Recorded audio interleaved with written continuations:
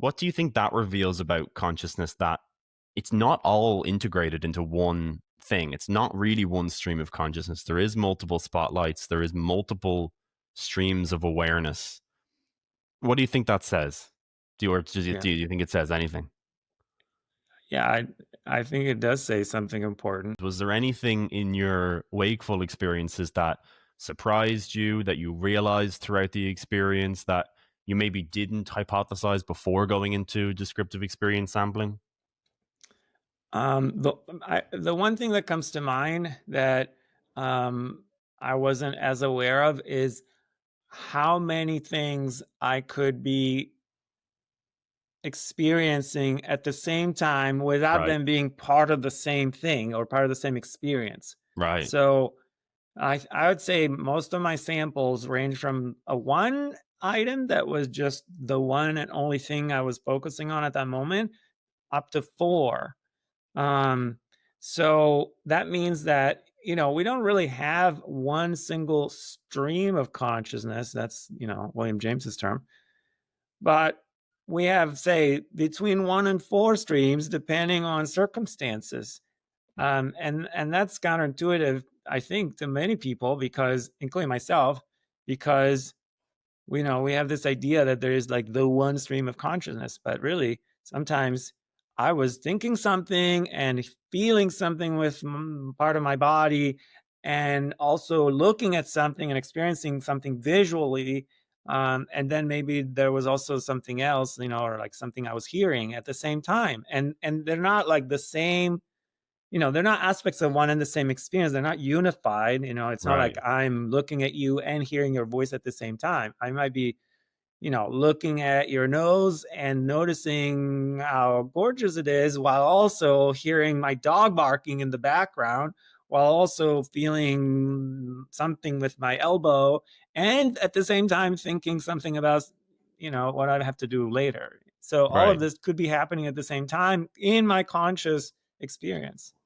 Right. It's a good point. We often talk about the spotlight of consciousness, but it's really not one spotlight. Yeah. It's actually multiple spotlights, and I wonder what the upper bound of that, like how many spotlights can one person have in their awareness truly in any one time.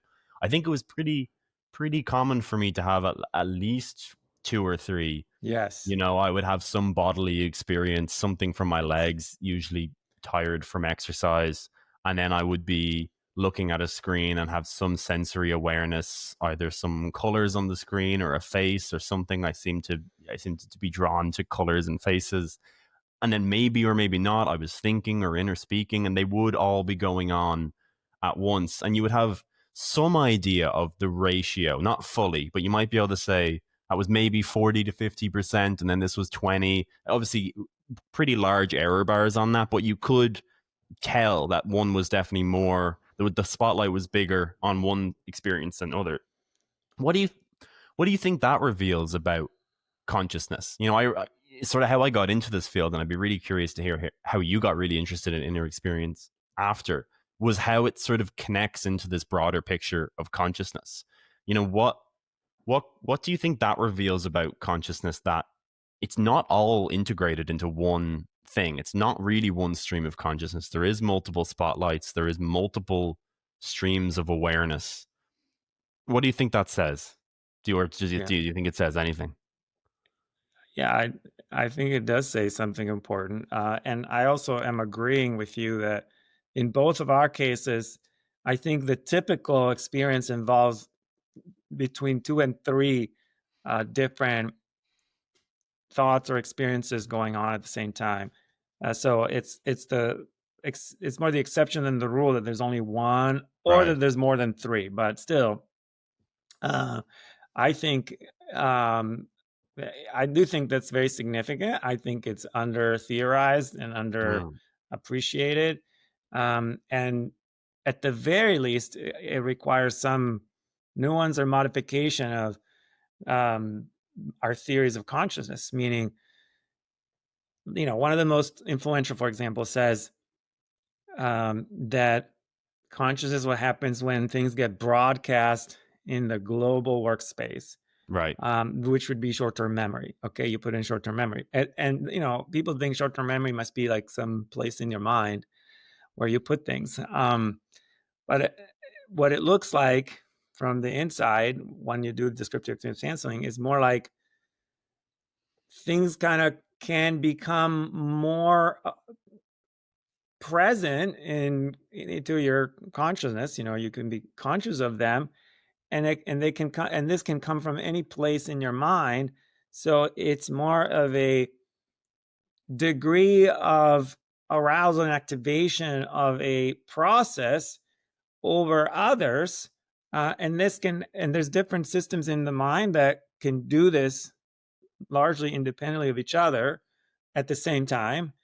Um, and so there's probably, and of course, this is still the tip of the iceberg or the icebergs of all the processes that are going on. So there's all kinds of things that you could be conscious of, but normally you're not. Right. Like there's lots of things around you that you can see, hear, touch, feel, and so forth. But at any moment, you're only, consciously aware of a few of those things, maybe two or three. Um, Also, lots of things you could be thinking about, and you're only thinking about, one or a few at a time. Um, there's the like vast, submerged iceberg of all the processes that are going on, and then the few things that emerge at any given moment. And certainly there is some kind of independence between at least some of these things, how they can happen in parallel, even consciously in parallel. So consciousness itself is not just like a single sequential stream, but Yes. multiple parallel streams that probably, like they come to consciousness for a little bit and then they get submerged again because there's something else that catches your attention more. Right. Do you think consciousness has a hub in the brain, or do you think it's fully distributed, or somewhere in between? Is there nodes of consciousness? Is there a single command center, or is it fully distributed? Where would you lean now, where what the evidence says with experience sampling, with everything you know? I definitely distribute it because the feeling also when you do descriptive experience sampling is that this stuff happens largely on its own. Um, and that's another pitfall of introspection, of like armchair introspection or standard introspection, like driven by instructions, driven by decision, where like you decide to introspect. Well, by the time you've decided, you've already shaped your experience in a certain way. Right. Um, so yeah, it's not that there's nothing to learn there, but you have altered the functioning of your mind. And so you're going to catch that, the way your mind operates after you've changed it by deciding that you're going to introspect a certain way. Whereas the beauty of DES is it kind of catches you as things happen on their own.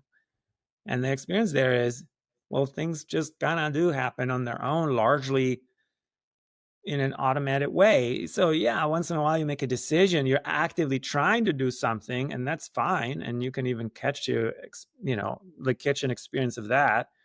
But a lot of it is just, yeah, you have some kind of meta processes, cognitive control that decides what you're engaging in and what your goals are. But then what comes to your consciousness during that and what you're focusing on is largely driven by like these a million different things, sensory Yeah. cues, and the process itself, how the process unfolds, what you need to do to get to where you're trying to go, and so forth.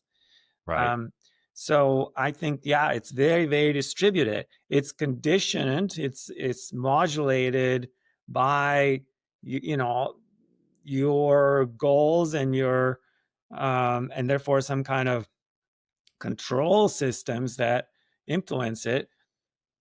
But then it unfolds on its own, and it unfolds based on anything that's relevant. It could be auditory, somatosensory, it could be gustatory, olfactory, it could be all kinds of thoughts that are relevant, memories, emotions. It all happens at the same time, Right. everywhere in the brain, or Right. not everywhere, but in lots of different places. Right. Right. No, I would agree. That seems right. to me, having it in one location. I think one of the biggest reasons for me of why it likely isn't in one location is it seems like we probably would have found it, maybe. Like if it was in one location and all of consciousness was occurring in one location and we've scanned millions of brains, that we wouldn't find something pretty specific or unique happening in one area that just looks distinctly unique or different from the rest. But it being a distributed process and sort of melting into the noise kind of makes a lot more sense. Did you have like a standard beep, or was there so much variance between your experiences that it would be hard to say?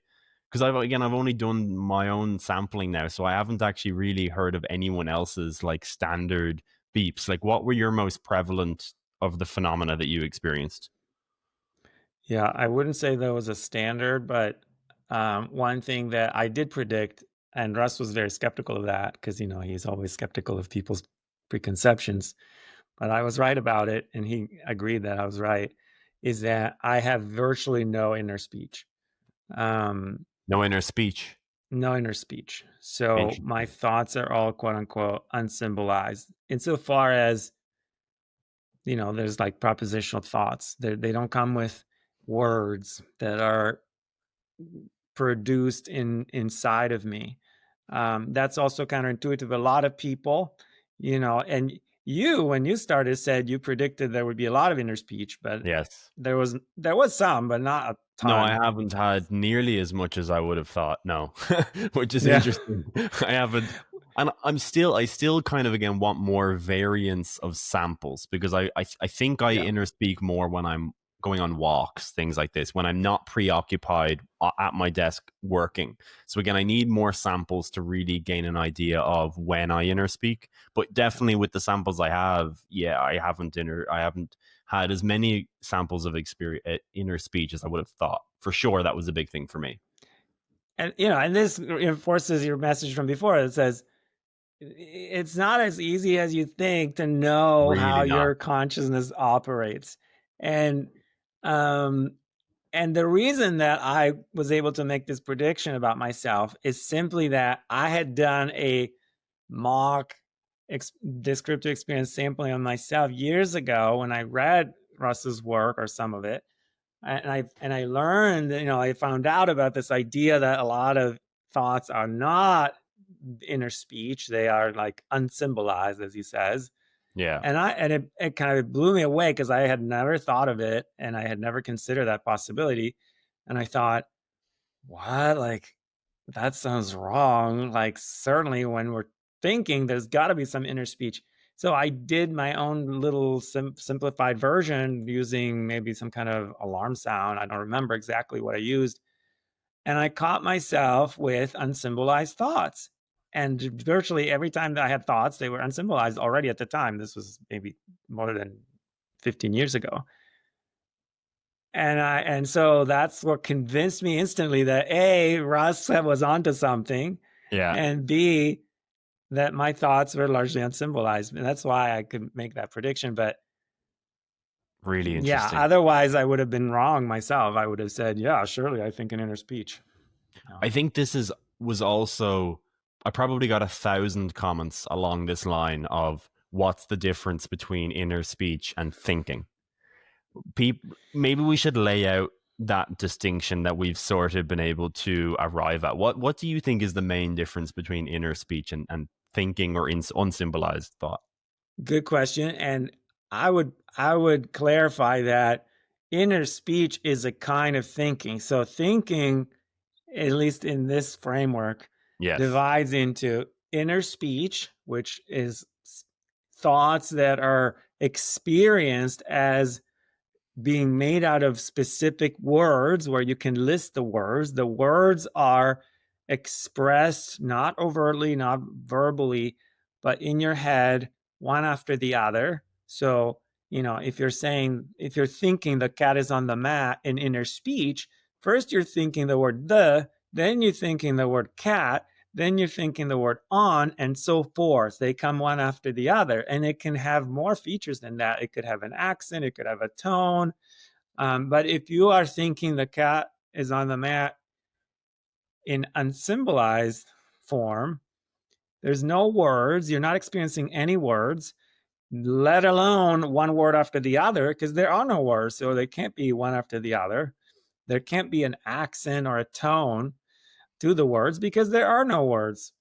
Yeah. So what you experience is just the content that the cat is on the mat all at once. It's all like well formed. You know that that's what you're thinking, and maybe you could express it in slightly different words, and it would be just equally good. So you don't, you choose some words to express it. You express what you know you're thinking, but you don't have to use just this particular word. So maybe you could use the kitties on the mat, and it would just be equally good. Yeah. Um, The concept is the same. Yeah. yeah, yeah. And so yeah, so you know what it is, but it's not in words and it's also not in images. You're not imagining a cat on the mat. You're just having the content that the cat is on the mat, kind of like an abstract content, but without the words and without any other kind of sensory manifestation of it. That's how I would explain it. Yeah, well explained. I think that was really good. This was probably the experience that for me I had the highest error bars on. It was quite hard to really figure out if I was experiencing the words or was I just experiencing a concept. And the thing that really helped differentiate it for me, I think, was if there was a temporal dimension to it. Did the sentence evolve over time? But even then, I was kind of thinking like, well, did it? I don't know. Because how do you know? Like, I was trying, did I experience those words? Did I say it? I think it was in my accent, but are all of my thoughts? Like, this was definitely the one that I had in the. I think there's some. I think people think a lot of their thinking is in language, when really it is a more abstract, maybe a more efficient sort of information processing in the brain. And language emerges when we want to do sort of an encoding decoding process where I'm encoding those abstract thoughts into language. I communicate it to you and you don't really process it maybe on a language level either. It has to get decoded into whatever sort of abstract information processing the brain really works on. So it's kind of an illusion to us that all thinking is at the language level. But there's really like some sort of more efficient, compressed information form underneath that we maybe don't have conscious access to, we don't really understand, but it all seems like language. Would you agree Yes. with that? Do you think that's sort of how you think about it? I think so. And the view that thought is language like has a long pedigree, has had a huge influence. So it's not just common sense, it's also probably the most influential theory that anybody's come up with about how thought operates. So it's natural that we're kind of enculturated into it. And so we have this expectation. And so then when we try to report what we're thinking, Yes. we report that we were speaking in our head. We had this inner speech.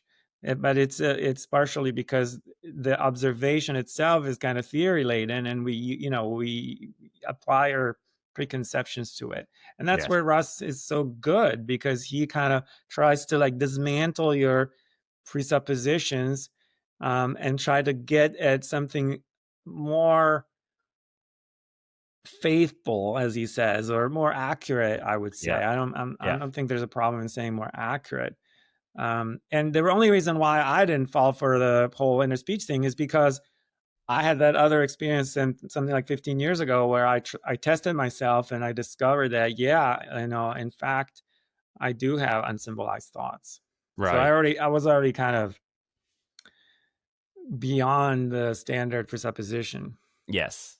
The amount of comments that came in where I was like, boy, if I could just unleash Russ on you, you would be destroyed. Like you would go from 100% confidence to 5% confidence in 10 minutes of questioning. Because even on the first couple of samples, I might say something and have reasonable degrees of confidence. And then the more questions went on, I'd be like, God, that's a good question. And I'd be really scratching my head and I'd be like, God, I never thought of it that way.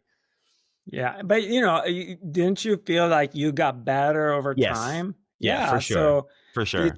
by like hearing the questions and then kind of letting them percolate, when you do it again, you are better at focusing on what's actually happening and maybe using fewer of your own filters and presuppositions and For sure. in trying to write down what you think was happening. Yeah.